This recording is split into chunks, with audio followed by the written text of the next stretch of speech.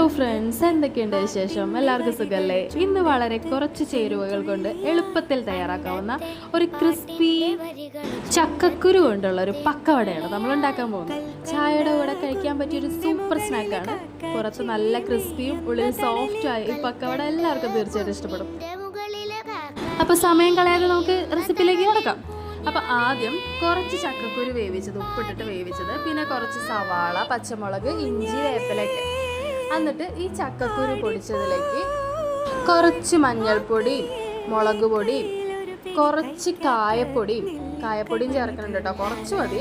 പിന്നെ നമ്മൾ നേരത്തെ കട്ട് ചെയ്ത് വെച്ചിട്ടുള്ള നമ്മുടെ സവാള ഒരു 2 മീഡിയം സൈസ് സവാളയും പിന്നെ കറിവേപ്പിലയും പച്ചമുളകും ഇഞ്ചിയാണ്.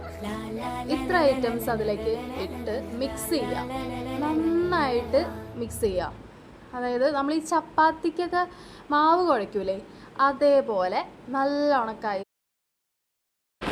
വെച്ച് തന്നെ കുഴച്ചെടുക്കുക. പിന്നെ ദേ അതിലേക്ക് ഒരു ഐറ്റം കൂടെ ചേർക്കാനുണ്ട്, കടലപ്പൊടിയും കൂടെ ചേർത്തിട്ട് വേണം കേട്ടോ കുഴച്ചെടുക്കാൻ. അപ്പോഴാണ് കറക്റ്റ് പരുവാവുള്ളൂ.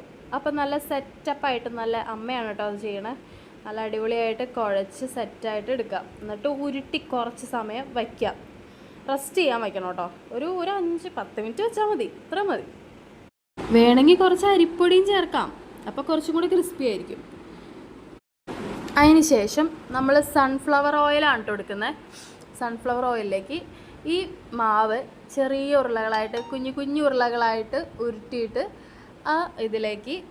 എണ്ണയിലേക്ക് ചെറിയ കഷ്ണങ്ങളായിട്ട് ഇട്ട് മീഡിയം ഫ്ലെയിമിൽ ഗോൾഡൻ ബ്രൗൺ നിറാവുന്നത് വരെ ഫ്രൈ ചെയ്തെടുക്കുക. അങ്ങനെ നമ്മുടെ ക്രിസ്പിയും രുചികരവുമായ നമ്മുടെ ഉരുളക്കിഴങ്ങ് പക്കവട ഇവിടെ റെഡി ആയിക്കൊണ്ടിരിക്കുകയാണ് കേട്ടോ. ചായയുടെ കൂടെ ഒന്ന് ട്രൈ ചെയ്ത് നോക്കൂ. മഴയൊക്കെയല്ലേ, നല്ല ക്രിസ്പി പക്കവടയും നല്ല കോഫി അല്ലെങ്കിൽ ചായയും, എന്ത് രസാ, അടിപൊളിയല്ലേ? അപ്പോൾ ഇഷ്ടമായ വീഡിയോ ലൈക്ക് ചെയ്യാനും ഷെയർ ചെയ്യാനും ചാനൽ സബ്സ്ക്രൈബ് ചെയ്യാനും മറക്കല്ലേ. അപ്പോൾ കാണാം അടുത്ത വീഡിയോയിൽ.